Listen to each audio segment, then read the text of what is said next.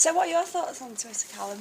Well, I think it's a very useful platform for journalists in that it allows us to get our views across and tell everybody how we think, the world is going and what stories we might think are of interest and, share our thoughts. But I also think it's a really bad tool, as you've seen with a lot of the high media profile people that have got into a lot of trouble for some of the things that they've said, like Ashley Cole and Rio Ferdinand getting their bans from the FA for, saying stuff they perhaps shouldn't have on Twitter. And then also in New Clan, Joey Guy with his thoughts on April Jones, as he's a comedian, and he thought, I'll say a joke about April Jones, being killed and find it funny, and he actually lost his job. So the bad and the good of Twitter, basically.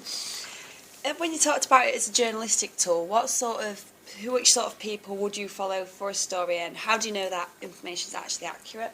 Well, I've got a couple of journalists on Twitter. I mean, mainly sport-related journalists, because it's sort of interesting in that regards, because my interest. And you'd expect it to be the right thing, because they're sports journalists. They're supposed to be finding out and interviewing managers and getting their news about players and stuff like that. So you expect it to be trustworthy. You don't, in that context. Perhaps for other stuff it might not be trustworthy, but that's by the by. What have you found, if you follow a football club, have you found the up-to-date live, sort of tweets quite helpful, like squads announced straight away? And yeah, they're pretty good for that. They seem to be updated all the time. During a match, they update what's happening in the game and stuff like that, so even if you're not watching or listening to the game, you know what's happened, basically.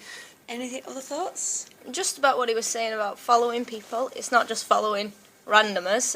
You can follow like the BBC and the Press Association and things like that are more reliable than some randomer reporting on whatever they've seen down the street. Do you think, with the whole sort of Jimmy Savile incidents, do you think that's been mistreated on Twitter, or do you think all the jibs and things are highly interesting? I think it's how it's handled. It's quite interesting how it's being leaked, but the other thing is people commenting on it. I mean, people, like you were saying about Joey Guy, people can make really inappropriate comments on Twitter, and as well, if somebody